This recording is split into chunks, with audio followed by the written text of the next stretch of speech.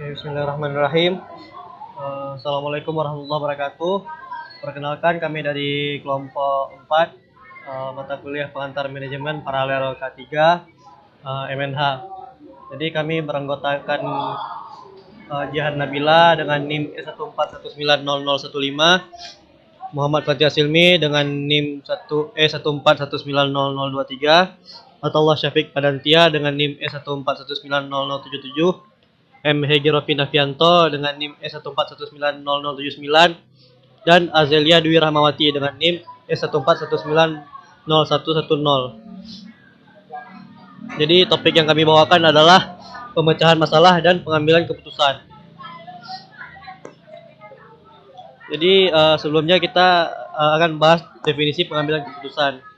Jadi keputusan adalah hasil masalah yang dihadapinya dengan tegas. Pernyataan-pernyataan mengenai apa yang harus dilakukan dan seterusnya mengenai unsur-unsur perencanaan. Dapat juga dikatakan bahwa keputusan itu sesungguhnya merupakan hasil proses pemikiran yang berupa pilihan satu antara beberapa alternatif yang dapat digunakan untuk memecahkan masalah. Jadi ada proses-proses pengambilan keputusan. Yang pertama ada mengidentifikasi masalah, lalu ada pengumpulan dan penganalisis data, ada pembuatan alternatif kebijakan, terus ada pemilihan salah satu alternatif terbaik, nextnya ada pelaksanaan keputusan, yang terakhir ada pemantauan dan evaluasi hasil pelaksanaan. Oke, selanjutnya untuk studi kasus yang diambil itu mengenai PT Garam. Sebelum lanjut, kita harus mengetahui dulu profil perusahaan tersebut. PT Garam sendiri adalah BUMN milik negara yang memiliki visi menjadi perusahaan garam terkemuka di kawasan ASEAN dan mampu memberikan nilai tambah kepada pemangku kepentingan. Perusahaan negara tersebut menjadi salah satu tumpuan pemerintah untuk memenuhi kebutuhan garam nasional. Namun pada tahun 2009, PT Garam hanya mampu memproduksi 28% dari total produksi garam bahan baku dalam negeri, sedangkan 72%-nya dipenuhi oleh petani garam. Nah, PT Garam Persero sebagai trader garam bahan baku hanya memiliki volume penjualan sebesar 13% dibandingkan perusahaan swasta lainnya. Produksi garam dalam negeri, baik yang dihasilkan oleh PT Garam Persero maupun petani garam, belum mampu memenuhi spesifikasi garam industri. Nah, garam industri ini spesifikasinya adalah memiliki tergantung natrium kloridanya, yaitu harus memiliki 97% ke atas dan memiliki kadar air yang sangat kecil, sehingga PT Garam masih belum mampu untuk memenuhi standar berikut. Sehingga untuk kebutuhan garam industri masih dipenuhi oleh impor saja. Next. Nah, problematika produksi garam. Pertama, ketergantungan produksi garam terhadap iklim, sehingga teknologi produksi yang digunakan masih tergantung pada faktor cuaca yang relatif pendek. Seperti yang diketahui, di Indonesia memiliki dua musim, yaitu musim penghujan dan kemarau. Saat kemarau, petani garam melakukan panen yang cukup melimpah dan memiliki keuntungan. Sedangkan pada penghujan seperti sekarang ini, jika diambil kasus contoh, saat pagi-pagi mengalami hujan di daerahnya, maka petani garam harus melakukan panen awal yang berakibat kepada kerugian yang sangat besar. Nah, selanjutnya yang kedua, proses produksi masih bersifat padat karya, sehingga diperlukan tenaga kerja yang relatif besar. Yang ketiga, mayoritas produsen garam bahan baku merupakan petani garam yang secara sosial ekonomi lemah. Yang keempat, lemahnya akses modal sehingga terperangkap dalam sistem ijon. Yang kelima, banyaknya alih fungsi lahan, pegaraman rakyat karena harga garam rakyat rendah. Dan yang terakhir, metode dan teknologi pembuatan garam bahan baku berbeda dengan PT Garam dan dengan petani, sehingga kualitas garam yang diproduksi cenderung lebih rendah. Selanjutnya kita masuk ke problematika pemasaran PT Garam itu sendiri. Yaitu yang pertama, harga garam itu masih fluktuatif atau tidak menentu gitu, meskipun sudah ada pengaturan dari SK. Dan yang kedua, pedagang swasta cenderung membeli garam rakyat yang harganya itu masih di bawah. Dan tentunya pembelian ini juga tidak diberlakukan sanksi. Lalu kualitas garam di pasar masih sangat bervariasi. Pengawasan terhadap penerapan standar SNI juga kurang terpantau dengan baik, sehingga mengakibatkan persaingan harga yang tidak sehat. Lalu yang terakhir, kualitas garam produksi dalam negeri belum memenuhi standarisasi industri pangan. Kita lanjut ke problematika supply and demand, di mana permintaan garam kontinu di situ satu sisinya masih tidak stabil stoknya. Lalu permintaan garam cenderung meningkat, namun produk garam ini sifatnya masih produk musiman, tergantung oleh cuaca. Lalu yang ketiga, permintaan garam merupakan permintaan inelastis.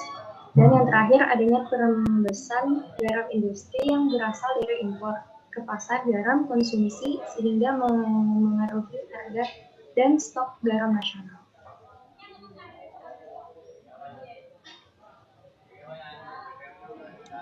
Nah, untuk permasalahan yang dihadapi sendiri, PT Garam Persero dan petani garam belum dapat memenuhi kebutuhan garam konsumsi nasional. Produksi garam bahan baku PT Garmen dari tahun 2004 hingga tahun 2011 cenderung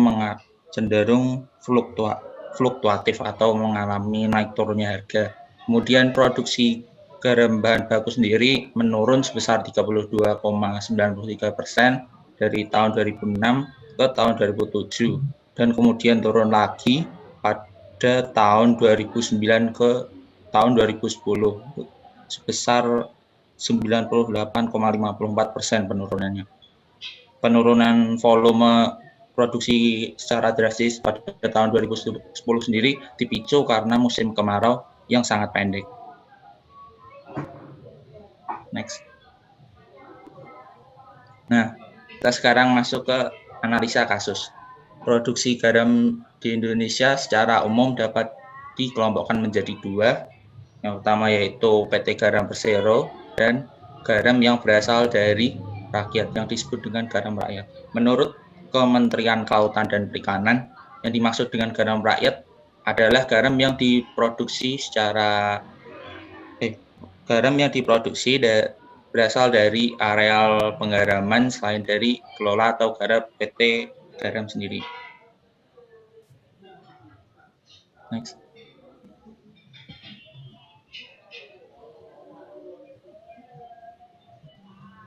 Kebijakan impor garam pertama kali ditempuh berdasarkan pertimbangan untuk memenuhi kebutuhan dari dalam negeri yang belum bisa dipenuhi oleh produsen garam industri maupun garam konsumsi. Dalam peraturan ini dinyatakan bahwa dalam rangka memenuhi kebutuhan dalam negeri sebagai bahan baku industri untuk meningkatkan pendapatan dan kesejahteraan petani garam, maka perlu diatur terkait ketentuan garam impor. Sampai sekarang Indonesia sudah mandiri dalam memenuhi kebutuhan garam konsum, namun masih mengimpor barang garam industri, bahkan tiap tahunnya jumlahnya semakin naik.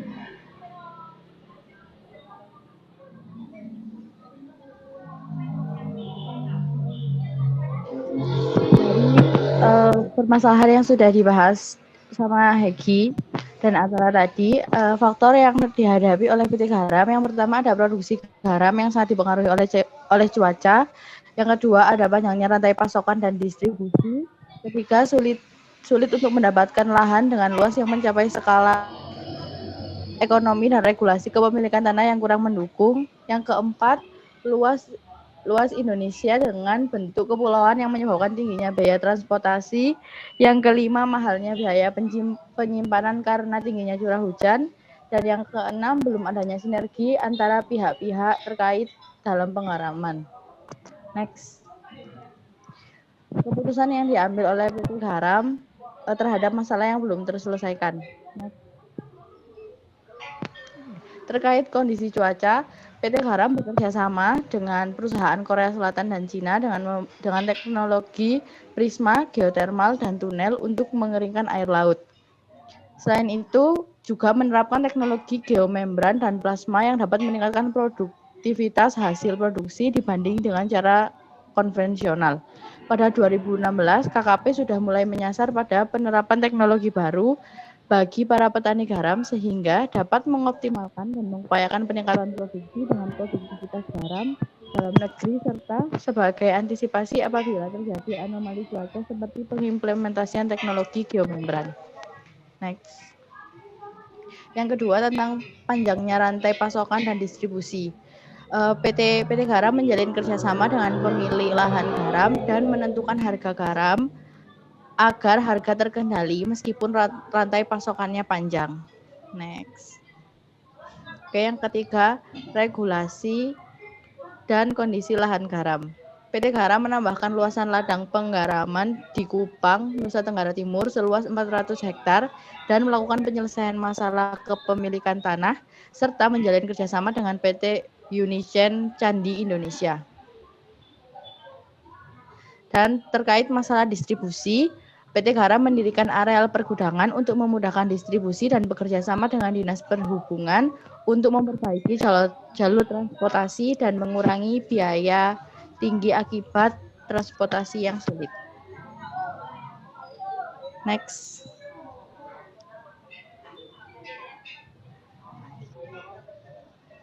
Nah, jadi mungkin saran untuk kasus ini itu berupa PT Garam perlu mengembangkan teknologi yang sesuai dengan iklim dan keadaan di Indonesia untuk meningkatkan jumlah produksi baik dari segi kualitas dan kuantitas. Terima kasih telah menyimak presentasi dari kelompok kami. Lebih dan kurang kami mohon maaf. Wabillahi taufiq wal hidayah. Assalamualaikum warahmatullahi wabarakatuh. Waalaikumsalam warahmatullahi wabarakatuh.